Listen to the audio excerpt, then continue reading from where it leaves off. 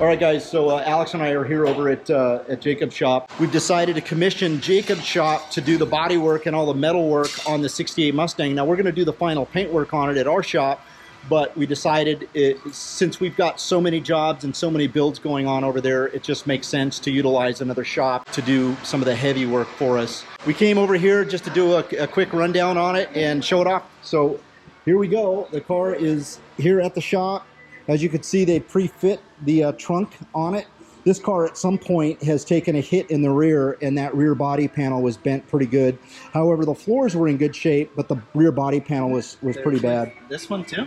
Yeah, that bottom one too. This is the part of the trunk floor. So if you look in here, you can see they under put the tank. Yeah, they put a new trunk floor in here, and then this bottom piece, which basically holds the two outer parts of the floor together.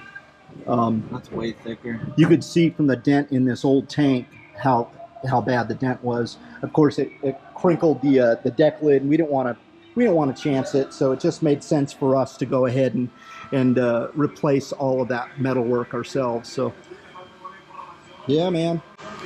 Quarter panels are really clean. I mean, yeah, a couple dents here and there, but nothing serious. Again, this is going to be a green Bullitt. Our plan is to bolt on a whole new front end, new fenders. You know, the cowl will remain original since there's zero rust in this cowl.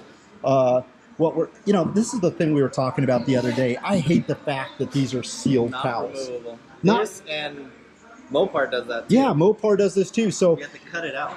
This was a red car from the factory, and our plan is to paint it the green color from the factory green that they offered back in 1968. Could you imagine how hard it's going to be to get paint down in there? Now, what a lot of guys do is they'll cut a hole right here. They'll cut a hole. They'll remove it. They'll cut a hole on that side over here, and they'll essentially get in there, sand it all down, and they'll blow paint in there, and then they'll weld this back up. That's insane. Stupid. Big pain in the butt. But honestly, what are our options to make it look good, right? Because what a lot of guys do is they just take a straw and they blow paint down in there, and it's all nasty looking because you really can't get the debris out. Dude, it's so much easier the way Nissan did it. Every single cowl is removable. Even the 70s Toyotas are all removable. I know. It's dumb. It's crazy. This car is really clean. You know, you could see someone's hacked up the floor. This was originally a 390 S-Code 4-speed car. And at some point, someone's just hacked up this this floor quite a bit. We're going to replace all of this sheet metal in here. Yeah, that looks like they try to do. The 4-speed boxes come either top loaders or side. I know. So if they had like a Muncie style linkage system, then they may have changed it up. Yeah. So we're going to change all that out to accommodate the. What is that? A Tremec 6-speed that comes in the Voodoo? I think it's that's a good question. I know our 5.0 came with a Get Charge 6-speed. But even then, the tunnels, it's a straight up and down. Huge. So guys, wait till you see this thing transform. We've got several more days of metal work, and then they're going to start getting into the body work. Like I said, it's not going to require much filler since this body is relatively straight. They're going to hammer out as much as they can. While it's here, it's going to get the doors sorted out, the quarter panels laser straight, the roof laser straight, which it pretty much is now anyway. And the line's in really good shape. You know, this is that 67, 68 line that comes down, and you can see the little line in the glass, and then it just kind of, it disappears right in the middle of the car. Right about there is where it disappears. And that's a pivotal part to me. I'm all about details, so we want to get that dead straight. All right, guys, so the car is back. The 68 Mustang is back from Jacob's shop. The body is done. They did a great job. The quarters look fantastic. We didn't have to replace the quarters. The rear body panel has been replaced. The rear deck lid has been replaced. And of course, we were focusing our effort on getting these corner pieces to fit properly and getting this little spine sorted out and molded properly. You know, it wasn't quite lined up properly. This is part of the problem when you run into aftermarket sheet metal.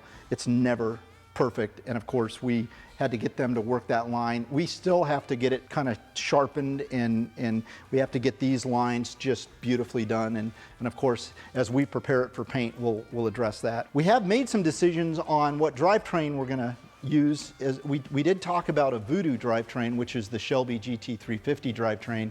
That is a really phenomenal motor in training, but unfortunately Ford Performance does not offer any kind of assistance or a package for the Shelby GT350, the Voodoo drivetrain. It's something they only offer on the Coyote, so we've decided that that's what we're going to do, right?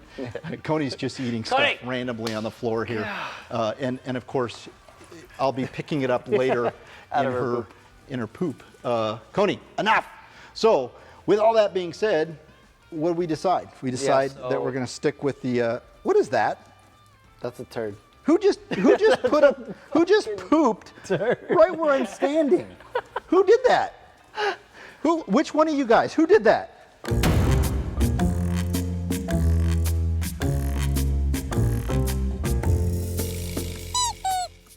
Can we roll the camera back to see? Look, they're all wandering back in. I want to know who just pooped right there. A turd just fell out of someone's butthole right in the middle of filming. That's funny. Unbelievable. Did you guys leave any Easter eggs anywhere else for us to find? That's super funny. Unbelievable. Okay. Sorry about that. So yeah, obviously we're not going to go with the Voodoo drivetrain. We're not going with the Voodoo drivetrain. We've decided that we're going to stick with the Coyote drivetrain. Yep. Because Ford decided that the Voodoo drivetrain is proprietary to the GT350. So we're going to go with the Coyote, try to find the newest drivetrain we could find with the lowest mileage, and use the Ford Performance Pack that is harness open source ECU with their relay pack to function the ECU, ignition, and the fuel pump system. So it'll make it relatively easier of a swap to get it done. And there's everything available from Mustangs to Fear to make this all plug and play. Yeah, so we don't have to actually take it and have it tuned. We could literally, it's plug and play, right? We don't. Yeah, they have a standard tune on the system, but like we did with our other Coyote, we didn't only tune it because of the supercharger, because that would have been fine. It's MAF. Yeah. But you can squeeze a little bit more power out of it. Got it. And not make it run so rich because of the fumes and all that stuff. Yeah. So. And we're not. Our plan isn't gonna. We're not gonna supercharge this Coyote motor that we're going to install. We've decided that, the 400 horsepower that we're going to probably pull out of this drivetrain is going to be more than enough for it. So it's an easy 400 horsepower to the tires. It's not overkill for this chassis. We are going to add subframe connectors and do possibly a Watts link in the rear or a triangulated 4-link. We're not 100% sure what we're going to do on the rear end. On the front end, we are going to do a Mustangs to Fear Mustang 2 independent front suspension system. It's either going to be from Heights or Rodden Customs. It's all going to work in conjunction with the parts from Mustangs to Fear. So their headers, their engine mount setup, and their subframe connectors is all going to be from them. Like I said, we're trying to make this as simple of a process as possible. So what's available on the market, we're going to go ahead and get. And and that's the idea. We're going to run a vintage AC system. We want this to be a comfortable driver.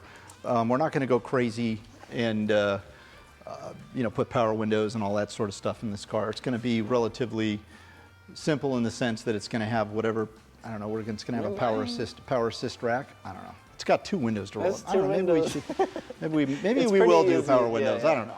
With all that being said, the floors are done. The trunk is completed. The quarters look great. I was really happy that we didn't have to replace the quarters. We hammered out the quarters as much as we could. And one was worse than the other. I think that this fender was a little ripply. Yeah, that fender was pretty ripply. I didn't want a lot of filler in it, so Jacob's body guy just panel beat the hell out of it and got it really straight. So there's not a lot of filler in the car.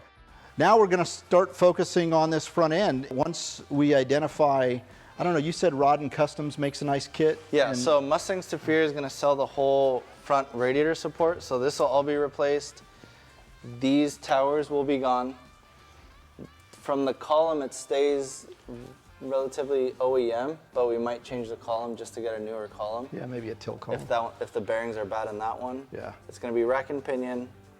It'll have an AC condenser, the radiator, electric fans. It's going to have the Mustangs to Fear jack pad that gets welded in, and it's nice. Triangulated here. Yeah, that's cool. It will have a sway bar. I want to try and get dual adjustable front coilovers because when we did that on our last car, it was really easy to fine tune. Yeah. And street drivability is key here. So put some nice big brakes on it. Probably go Wilwood. For sure, Willwood. They're pro setup with the drop spindle. Yeah. Just so the geometry stays the same, but It gets a little bit lower. We're gonna run whatever wheel they ran in the movie. We may have to go up a size just to clear the bigger brakes. That might be the only difference, but it was nice to start with a really clean car. So now that we're all cut up with the 68 Bullitt Mustang, don't forget to look back at the other videos in the series that are gonna be linked in the description below, so you can check out what's going on with the Charger, and that's what we're talking about for the next future update. Hopefully that hits its first fire, and we can see how that drives with the 6-speed. So stay tuned, like, comment, subscribe. Let us know what you guys think of what we're doing with the Bullitt Mustang and the 68 Charger. So chassis code on this car, right? I've heard you talk a lot about it. You know, I've learned along the way, right? You know Frank, right, my brother, he had one. He had a 64.5. It spent most of his life in the driveway, but it was still a lot of fun. I actually drove that car around the block and went through some gears, and I think that's probably the first stick shift car I drove. Pretty cool, but this is a special car, right? Mm-hmm. And we're cutting the front end off of it, right? Because that S code. Well, the S code. That's what bothers me about it, right? Oh, so you're wondering why this car and why not a different car? Yeah, okay, got it. Yeah, fair like enough. why this I mean, one? and that's definitely that's a question that I asked myself. Because it comes down to dollar and cents, right? Like, would this car be worth more just restored? Because it's an S code. And it's rust-free, basically? Right. Yeah. Right. So here's where it stands, right? And here's the way I look at it. If you remember the Eleanor build, right? I the do. 68 Wait, Eleanor. What did you say? Yeah, the car that you're not supposed to mention, but we could say it because it's not before us and we're not trying to sell it.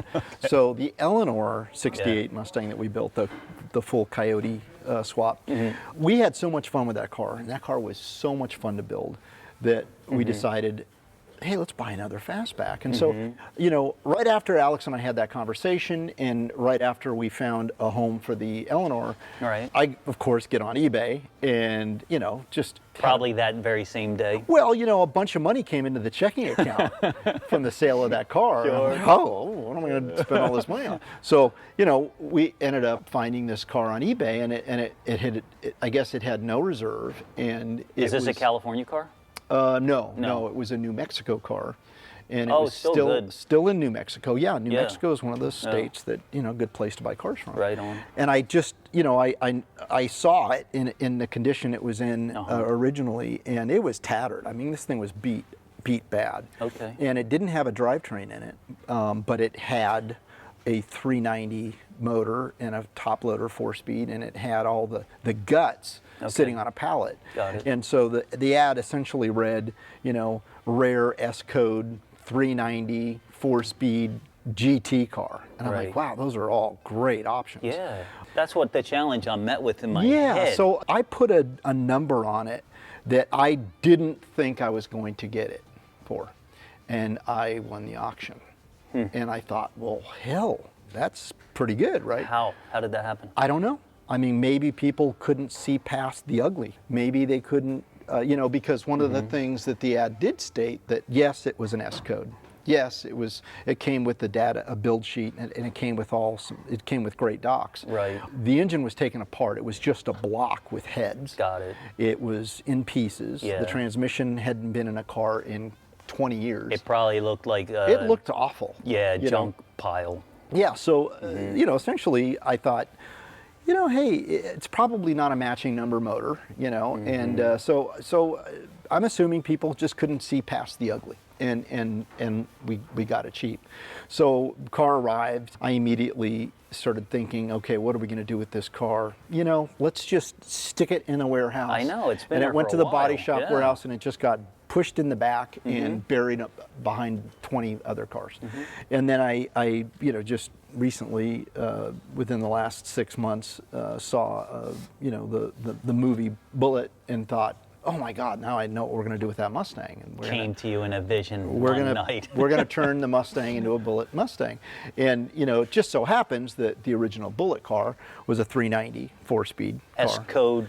S code 390 4-speed. You know, fell in love with that car, and I thought, you know, that's a real popular thing for people to build right now, are these Mustangs. It's a historical movie. Yeah, and you know, and that car, that original car that Steve McQueen actually drove in Bullitt sold at Barrett-Jackson for $3 million Oh, or something. that's the original car, man. Ridiculous Yeah, amount, for sure. Yeah. So anyway, since we had so much success and we had so much fun building the Eleanor project with that Coyote motor, and it had, I think it was the Edelbrock supercharger on it.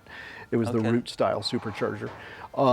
We loved that car. We put a Heights full independent rear suspension on that. I know. I started thinking, okay, let's take this car to that same place and do a, you know, originally I said, okay, let's do a Voodoo Shelby GT350 pull out drivetrain and do that swap and turn it into a you know, a Bullitt Mustang. Right. And I played with the idea. I thought, God, you know, is this the right car to do that to? You know, I went online and I started looking at 6-cylinder, you know, That's T-code, where I'm at, dude. I'm wondering J why. codes. Yeah. You know, I looked at all these different fastbacks. They're 25 grand.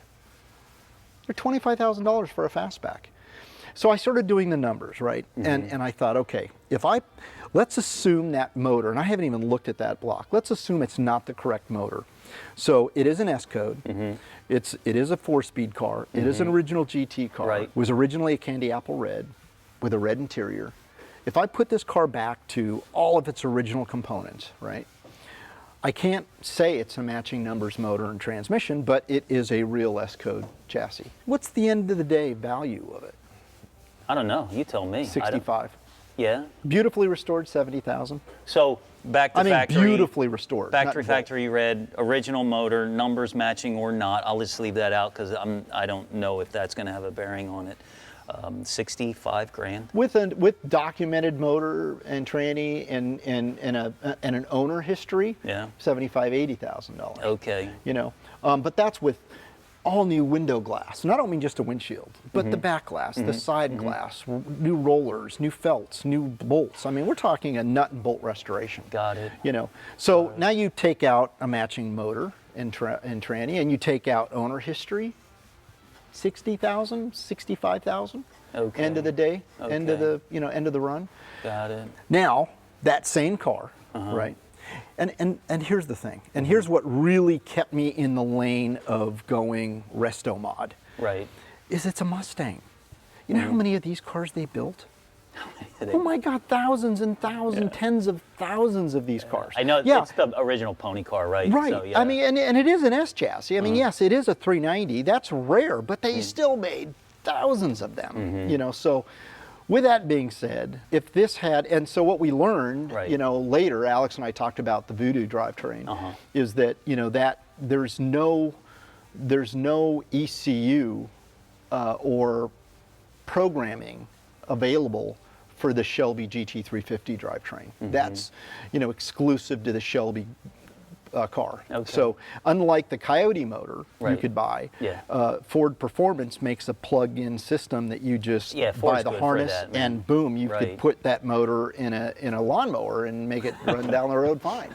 But you can't with a Shelby. So we decided, okay, we talked about it originally when we first announced the Bullitt series. We talked about, okay, let's make it a Shelby drivetrain, and since learning that there's no real availability of plug-and-play systems from Ford Performance, we decided to stick with the Coyote motor. Got it. And we talked about maybe doing a supercharger like we did on the Eleanor car. The problem is the Edelbrock supercharger requires a raised hood like the Eleanor had, and the Bullitt has no raised hood. I see. So I think what we're going to do is just keep it simple. We can get 400 easy to the wheels with just the Coyote motor and its 6-speed gearbox that comes with it. A lot of fun. It's a lot of power. Yeah. You know, and so what's the car worth?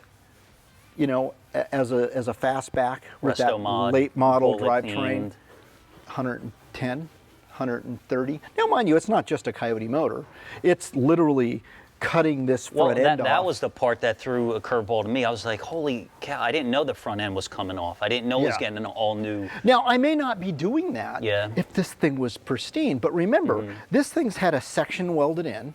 It's taken a hit in the front. Remember, we talked about it earlier on in the video that this VIN number is obviously part of a panel that's been welded in, and it belonged to an A code chassis, where that's S code, that VIN plate's S code, the door tag's S code. So, and you could see clearly it took a hit here. If it was mint pristine, I may be rethinking this. Okay. And if I had a matching motor and a matching transmission and an ownership history, then yeah, maybe I'd just say, this just isn't the S code chassis to restore. Right. Yeah.